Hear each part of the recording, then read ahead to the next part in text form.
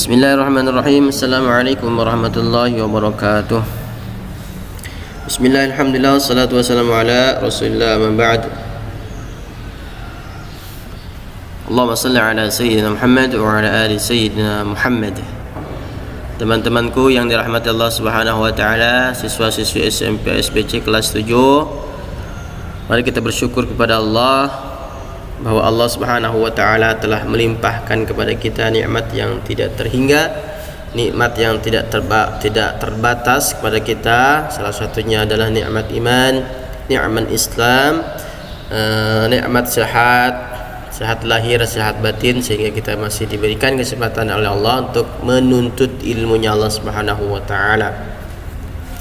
Salawat dan salam tetap terlimpah curahkan kepada baginda Rasul Habiban al-Karim Nabi besar Muhammad sallallahu alaihi wasallam. Baik, rekan-rekanku, sahabat sekalian, alhamdulillah materi kita di pertemuan ketiga, minggu ketiga di semester kedua ini, kita akan bahas tentang akidah akhlak, ya, materi akidah akhlak, dan judulnya adalah beriman kepada malaikatnya Allah Subhanahu wa taala. Ya, baik, kita ketahui malaikat Allah Subhanahu wa taala adalah salah satu makhluk Allah yang gaib, yang tidak bisa disamakan dengan makhluk nyata seperti kita, seperti manusia. Lalu apa itu malaikat? Ya, sebelum berlanjut ke materinya, mari kita pahami dulu peta konsep kita yang akan kita pelajari pada kali ini. Ya, kita akan membahas tentang pengertian beriman kepada malaikat, pengertian apa itu malaikat dan makhluk gaib lainnya, ya. Kemudian tugas malaikat itu apa saja, kemudian sifat-sifat malaikat apa saja, kemudian perbedaan malaikat dengan makhluk gaib lainnya, ya. Karena kita mengimani malaikat bukan hanya malaikat saja yang dalam kategori makhluk gaib. Jadi ada makhluk lain selain malaikat yang gaib, yaitu antaranya iblis, ya, jin dan setan, ya, yang wajib kita juga mengetahuinya.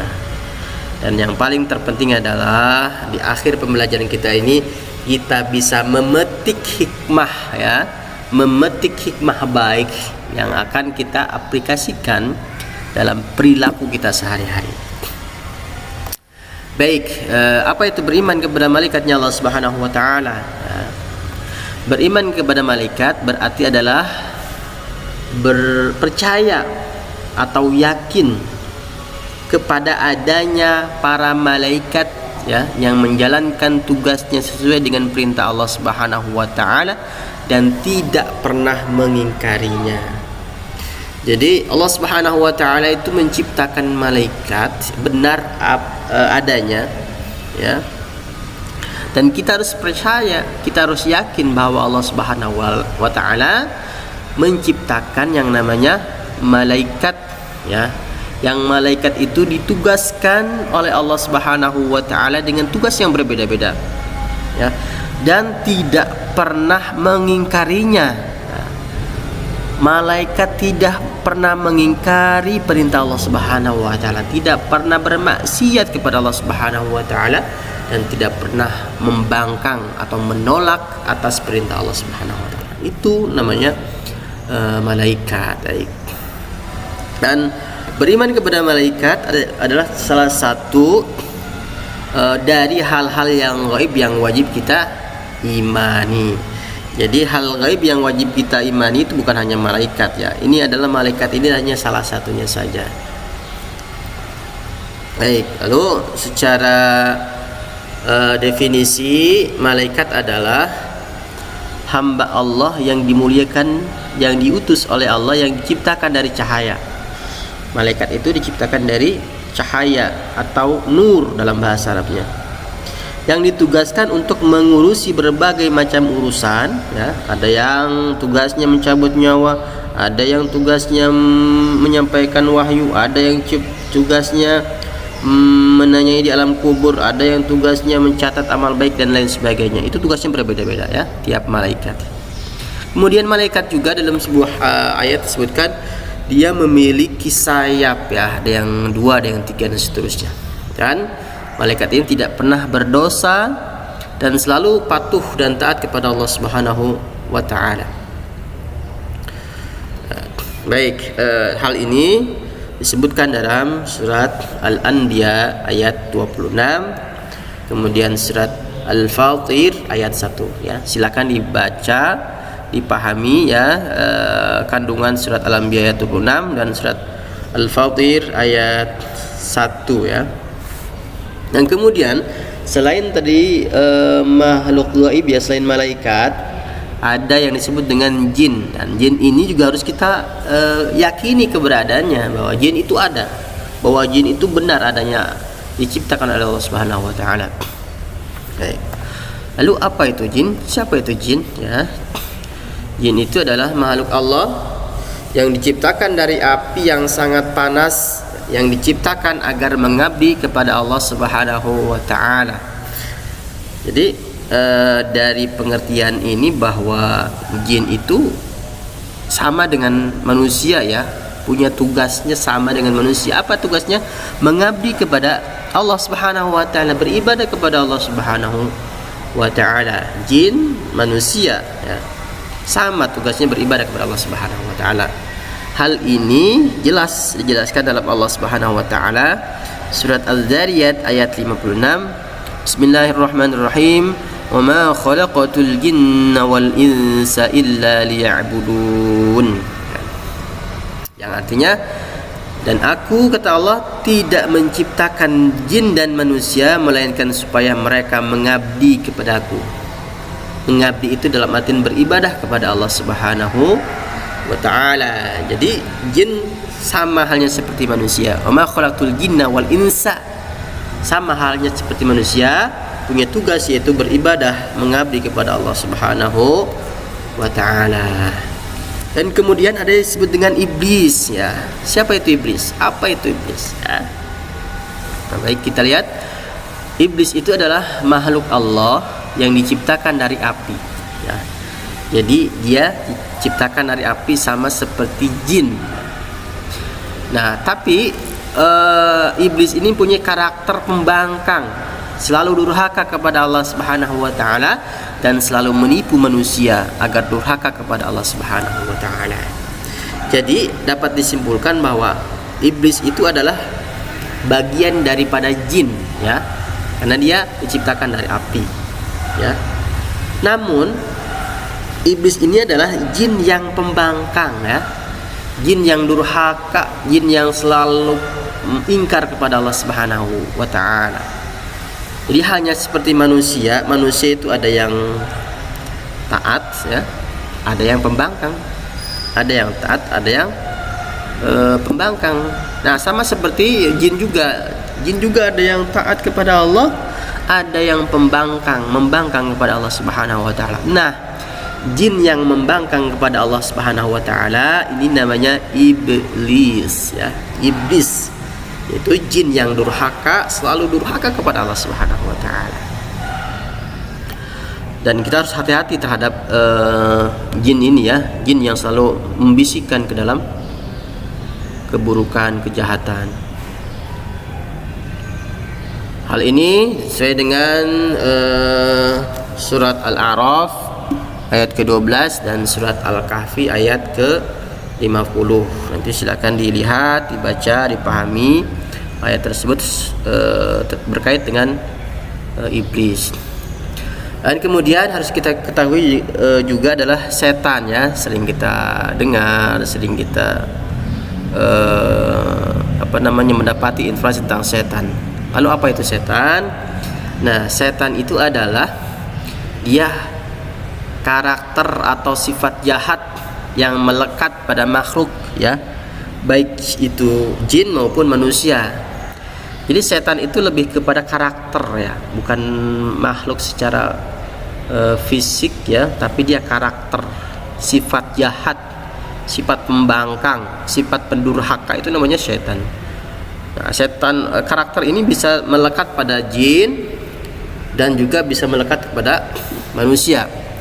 Nah, dalam hal ini Allah Subhanahu wa taala berfirman dalam surat Al-An'am, وكذلك جعلنا لكل نبي عدوا شياطين الإنس والجن يوحي بعضهم إلى بعض زخرف القول غرورا ولو شاء ربك ما فعلوه فذرهم وما يفترون. Yang artinya, dan demikianlah kami jadikan bagi tiap-tiap nabi itu musuh, yaitu syaitan-syaitan dari jenis manusia dan dari jenis jin. Sebagian mereka membisikkan kepada sebagian yang lain perkataan-perkataan yang indah-indah untuk menipu manusia. Jikalau Tuhanmu menghendaki, niscaya mereka tidak menggerakkannya, tidak mengerjakannya, maka tinggalkanlah mereka dan apa yang mereka ada-adakan. Jadi jelas ya, dalam ayat ini Allah menjelaskan bahwa setan itu bisa berasal dari jin. Nah, kalau jin kita ketahui mereka adalah makhluk gaib. Nah, setan juga minal ins ya, yaitu dari manusia kita ini. Jadi manusia itu ada yang punya karakter setan. Jadi manusia yang punya karakter jahat, manusia yang punya karakter pembangkang, itu namanya setan.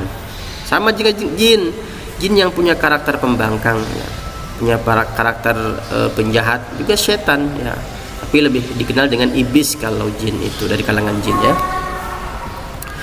Baik, kita akan kembali ke malaikat ya. Malaikat yang wajib kita ketahui ada 10 jumlahnya ya. Malaikat Jibril, tugasnya menyampaikan wahyu. Mikail, membagi rezeki. Israfil, meniup trompet ya, meniup sangkakala. Israel, pencabut nyawa. Munkar Nakir, penanya dalam kubur. Raqib, pencatat amal baik. Atid, pencatat amal buruk. Kemudian malaikat Malik, penjaga neraka, dan malaikat Ridwan, penjaga surga. Itu adalah 10 malaikat yang wajib kita ketahui. Nah, malaikat yang tidak kita ketahui itu juga banyak jumlahnya ya. Kita tidak tahu, hanya Allah yang tahu jumlah dari para malaikat. Tapi yang wajib kita ketahui hanya 10 jumlahnya. Nah, sifat-sifat malaikat apa saja yang harus kita ketahui? Pertama, bahwa malaikat itu selalu taat kepada Allah Subhanahu wa taala dan tidak pernah menentang perintahnya ya. Yang kedua, malaikat itu tidak berjenis kelamin ya, tidak hanya seperti manusia, ada jenis kelamin laki-laki, perempuan. Kemudian malaikat itu tidak mempunyai nafsu ya, yang berarti tidak makan, tidak minum, dan tidak tidur ya. Berbeda sekali dengan manusia. Manusia banyak nafsunya, manusia banyak makannya, banyak minumnya. Jin banyak juga tidurnya. Dan kemudian malaikat itu selalu bertasbih kepada Allah Subhanahu wa taala tanpa henti, selalu memuji Allah Subhanahu wa taala, selalu berzikir kepada Allah Subhanahu wa taala. Kemudian malaikat juga dapat menjelma ke dalam berbagai bentuk sesuai dengan kehendak Allah Subhanahu wa taala. Dalam hal ini Nabi pernah didatangi oleh malaikat Jibril ya, yang menjelma seperti manusia ya, seorang laki-laki. Kemudian sifat malaikat berikutnya adalah selalu benar, tidak pernah berbohong, jujur ya. Berbeda dengan manusia. Manusia ada yang jujur ya, ada yang berbohong juga banyak. Sedangkan malaikat tidak pernah berbohong. Dan kemudian malaikat itu selalu memintakan ampunan bagi orang-orang yang beriman dan orang-orang yang khatam Al-Quran. Ya, ini keutamaan orang yang beriman, keutamaan yang baca Al-Quran, keutamaan yang selalu beribadah kepada Allah Subhanahu wa taala akan selalu dimintakan ampun oleh malaikat. Oleh karena itu, ya kita harus menjadi orang-orang yang beriman. Dan yang terakhir dari sifat malaikat adalah tidak beranak ya. Karena tadi tidak ada jenis kelaminnya, tidak ada laki-laki, tidak ada perempuan. Jadi malaikat tidak beranak, tidak berayah ataupun beribu. Ya, karena malaikat tidak menikah ya. Nah, perlu kita ketahui bahwa adanya perbedaan malaikat dengan makhluk gaib yang lainnya tadi ya, ada jin dan iblis. Nah, apa saja perbedaannya? Perbedaan antara malaikat dengan makhluk gaib yang lainnya bisa dilihat dari tabel berikut ini ya. Dari asal kejadiannya, penciptaannya, malaikat itu diciptakan dari cahaya, jin diciptakan dari api, iblis dari api sama ya. Kemudian dari ketaatan kepada Allah, malaikat itu selalu taat ya, membaca tasbih, beribadah kepada Allah Subhanahu wa taala. Kemudian jin ada yang taat, ada yang ingkar ya, ada yang taat, ada yang ingkar. Jadi ada yang Islam, ada yang Muslim, ada juga yang kafir. Sedangkan kalau iblis itu tidak pernah taat, tidak ada yang taat. Semua iblis itu ingkar kepada Allah Subhanahu wa taala. Kemudian perbedaan sifat-sifat lainnya, malaikat itu tidak dapat dilihat ya, tidak memiliki nafsu, senantiasa bertasbih, tidak berjenis kelamin. Kemudian jin juga sama, tidak dapat dilihat, kemudian diciptakan agar beribadah kepada Allah. Nah, sedangkan iblis atau setan, sifat-sifat lainnya tidak dapat dilihat juga sama gaib, diciptakan agar beribadah kepada Allah, namun mereka semuanya ingkar kepada Allah Subhanahu wa taala.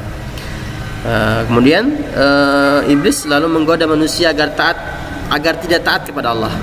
Selalu menggoda manusia agar tidak taat kepada Allah. Dan yang terakhir, sifat iblis itu adalah selalu bersikap sombong, sesombong-sombongnya.